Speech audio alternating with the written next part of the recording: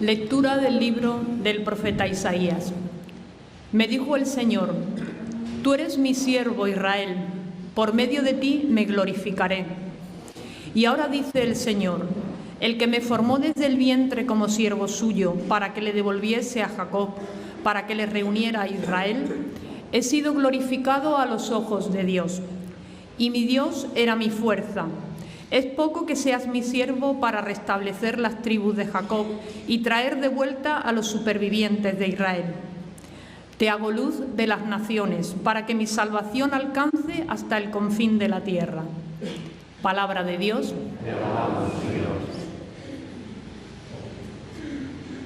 Tras la lectura del profeta Isaías, escuchamos el Salmo responsorial.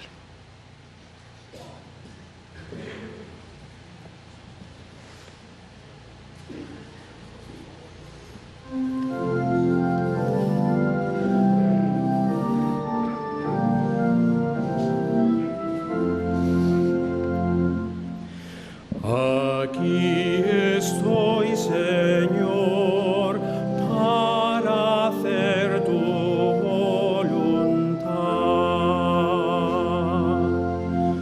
Aquí estoy, Señor, para hacer tu voluntad.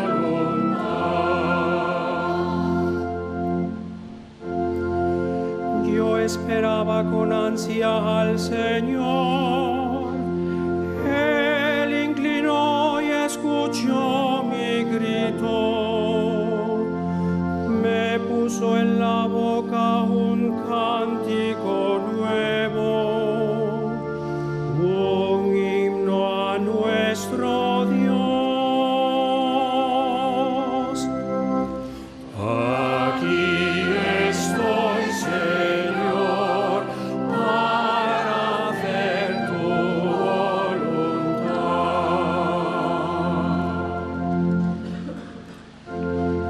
Tú no quieres sacrificios ni ofrendas, y en cambio me abriste el oído. No pides sacrificio expiatorio. Entonces yo digo, aquí estoy. Aquí estoy, Señor, para hacer tu voluntad.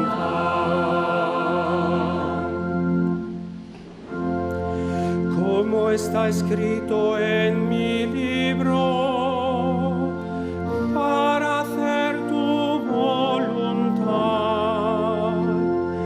Dios mío, lo quiero, y llevo tu ley en las entrañas. Aquí estoy, Señor, para hacer tu voluntad.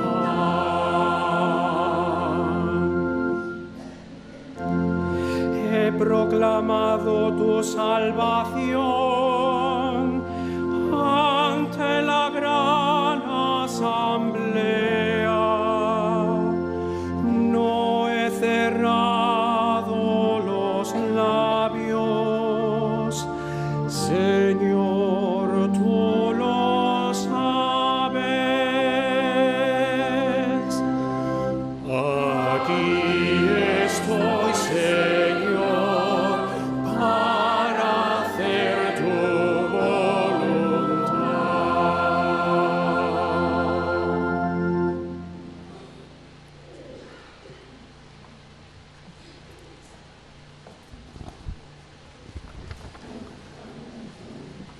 Comienzo de la primera carta del apóstol San Pablo a los Corintios. Pablo, llamado a ser apóstol de Jesucristo por voluntad de Dios, y Sóstenes, nuestro hermano, a la iglesia de Dios que está en Corinto, a los santificados por Jesucristo, llamados santos con todos los que en cualquier lugar invocan el nombre de nuestro Señor Jesucristo, Señor de ellos y nuestro, a vosotros gracia y paz de parte de Dios nuestro Padre y del Señor Jesucristo. Palabra de Dios. La belleza del salmo cantado, una de las piezas prioritarias en la parte litúrgico-musical, tras la segunda lectura, refiere también a esa invocación gloriosa del Aleluya, mientras que se ofrece el incienso como signo de culto y de respeto a la palabra. Procedemos a escuchar el mensaje que el Evangelio nos regala en este domingo. Ha comenzado ese recorrido por la vida pública de Jesús, que nos llevará en estos primeros domingos al tiempo de Cuaresma, aproximadamente en un mes.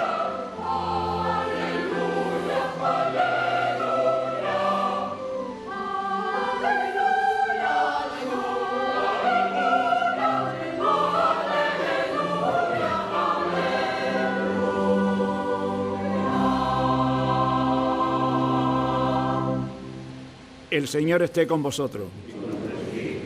Lectura del Santo Evangelio según San Juan.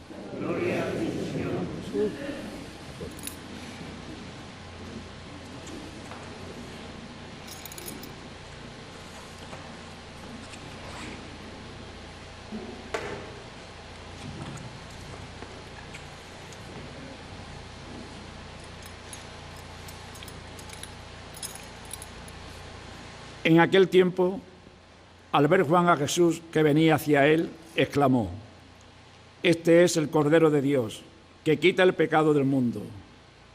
Este es aquel de quien yo dije: tras de mí viene un hombre que está por delante de mí, porque existía antes que yo. Yo no lo conocía, pero he salido a bautizar con agua, para que sea manifestado a Israel». Y Juan dio testimonio diciendo: «He contemplado al Espíritu que bajaba del cielo como una paloma, y se posó sobre él.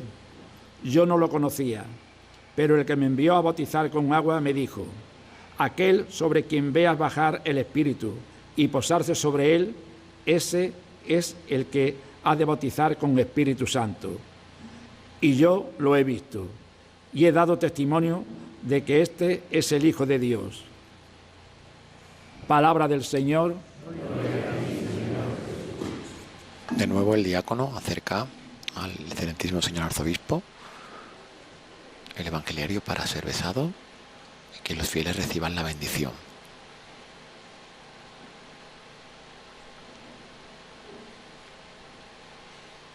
Para proceder a la homilía, a la enseñanza que el señor arzobispo quiere ofrecernos en esta mañana de domingo.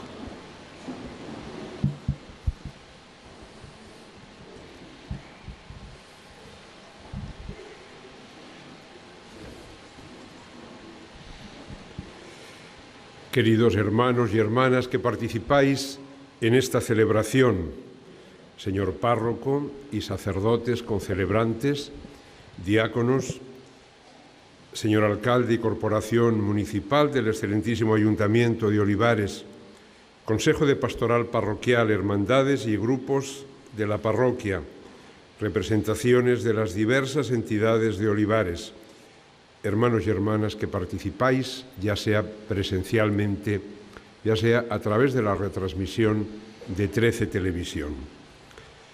La Santa Sede ha concedido a la parroquia de Santa María de las Nieves de Olivares un año jubilar con ocasión del 400 aniversario de la erección pontificia de la colegial, fundada en el siglo XVII por Enrique de Guzmán y Rivera, segundo conde de Olivares. Hemos procedido a la solemne apertura de la Puerta Santa. Este año jubilar será un tiempo de gracia especialmente propicio en el que Dios nos concede todos sus bienes para nuestra conversión, para nuestra renovación interior. La Puerta Santa es aquella entrada que se abre a los fieles solo durante el Año Santo, durante el cual se le concede a quien la atraviese la indulgencia plenaria, es decir, el perdón de todos sus pecados. Simboliza la conversión y la mediación de la Iglesia en la salvación de los fieles. La Puerta Santa es un símbolo de Jesús, tal como encontramos en el Evangelio de San Juan. Yo soy la puerta, quien entre por mí se salvará. Solo Cristo es el Salvador enviado por el Padre, que nos hace pasar del pecado a la gracia, introduciéndonos en la plena comunión con Dios. Entrar y pasar por la Puerta Santa comporta una actitud de arrepentimiento, de petición de perdón y de implorar nuevas gracias. Cada vez que cruzamos una Puerta Santa ganamos la indulgencia plenaria. Es el tiempo del perdón de los pecados y de las penas por los pecados. Es el tiempo de la reconciliación, de dejarse convertir por el Señor, de dejarse cambiar el corazón. Es el tiempo de penitencia sacramental. Los fieles, para poder alcanzar la indulgencia, deben confesar, comulgar y rezar el credo, y también rezar por el Papa y sus intenciones. A la Puerta Santa, cada uno llega cargando su propia vida, con sus alegrías y sufrimientos, con sus proyectos, con sus éxitos y fracasos, con sus dudas y temores, para presentarlos ante la misericordia del Señor. El Señor se encuentra con cada uno de nosotros y nos ofrece su palabra de consuelo. Esta es la puerta del encuentro entre el dolor de la humanidad y la compasión de Dios. Traspasado el umbral, realizamos nuestra peregrinación al encuentro de la misericordia de Dios, que nos ayudará a levantarnos y caminar. Su palabra y su amor nos hacen revivir, nos llenan de esperanza, dan sosiego a los corazones cansados. Ofrecen un horizonte que va más allá del sufrimiento y de la muerte. El año jubilar que hoy comienza nos invita a proseguir por el camino de la conversión, a responder con alegría y generosidad a la llamada a la santidad, para ser cada vez más testigos de esperanza en la sociedad actual, en el tercer milenio. Es un año de gracia y de misericordia para que podamos recibir los dones del perdón y del amor, para crecer en la unión con Dios y en el impulso evangelizador.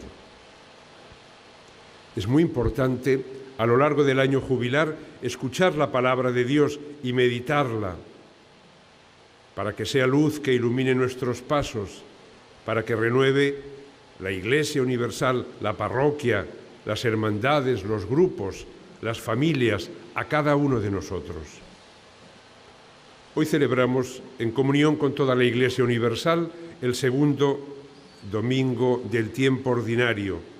Y hemos escuchado un fragmento del Evangelio de San Juan que es programático, es decir, que resume, que sintetiza el programa de la misión de Jesús. El pasaje nos presenta a Juan el Bautista, que está predicando en la orilla del río Jordán y que afirma de Jesús: este es el Cordero de Dios que quita el pecado del mundo. La primera lectura nos hablaba del siervo de Dios que el profeta Isaías describe, el que vino al mundo para ser luz y salvación hasta el confín de la tierra. El Mesías que elige un camino no de dominio y poder, sino de servicio y de sacrificio, que realiza su misión como un servidor absolutamente humilde, pobre y sencillo. Jesús es el Cordero de Dios que quita el pecado del mundo. En primer lugar, quita nuestros pecados personales, por los que rompemos con Dios, nos separamos de Él, rechazamos la comunión de vida con Él, preferimos hacer nuestra voluntad en lugar de la voluntad de Dios. Con el pecado el ser humano se niega a someterse a Dios, a su ley, y al romperse esa relación también se rompe su equilibrio interior y se desatan dentro de sí contradicciones y conflictos. Desgarrado de esa forma, el hombre provoca también una ruptura en sus relaciones con los otros hombres y con el mundo creado. Por el pecado se rompe la unidad, la armonía del hombre con Dios, consigo mismo, con los demás, con la creación. Al pecar, abre una herida respecto a sí mismo y al prójimo. Por eso se puede hablar de pecado personal y de pecado social. Todo pecado es personal y es también social en cuanto que tiene consecuencias sociales y repercute de alguna manera en los demás. También hablamos de pecado social cuando se produce una agresión directa contra el prójimo. Ofende a Dios porque ofende al prójimo. Todo pecado contra el amor al prójimo, contra la justicia, contra los derechos humanos, contra la libertad, contra la dignidad, contra el honor, contra la vida, desde la concepción hacia el traspaso final, contra el bien común. El pecado social llega incluso a generar estructuras de pecado. Pero el amor de Dios es más fuerte que el pecado. Jesucristo ha venido para restablecer esa relación con Dios rota por el pecado. El Hijo Eterno de Dios se hizo hombre, porque de tal manera amó Dios al mundo que le envió a su Hijo para que todo el que crea en Él no perezca, sino que tenga vida eterna, una vida abundante, duradera, fructífera. El misterio pascual de su muerte en cruz y su resurrección está en el centro de la buena nueva. La muerte en cruz no fue un hecho aislado, es la culminación de toda su existencia, toda ella salvífica. Es el gesto supremo de la intervención salvadora de Dios y del ofrecimiento de su gracia a la humanidad. Es un acto de amor inmenso, es la fuente de nuestra vida. Nosotros podemos repetir con San Pablo: el Hijo de Dios me amó y se entregó por mí. Pero la vida de Cristo, entregada por amor hasta la muerte, no acaba en la cruz. Resucitado por el Padre, llega hasta nosotros como principio y fundamento de nuestra propia resurrección. Desde Cristo resucitado se nos revela el futuro de plenitud que puede esperar el ser humano y la garantía última ante las penalidades de nuestra vida, ante el fracaso, ante la injusticia, ante la muerte. Él es la esperanza de la humanidad.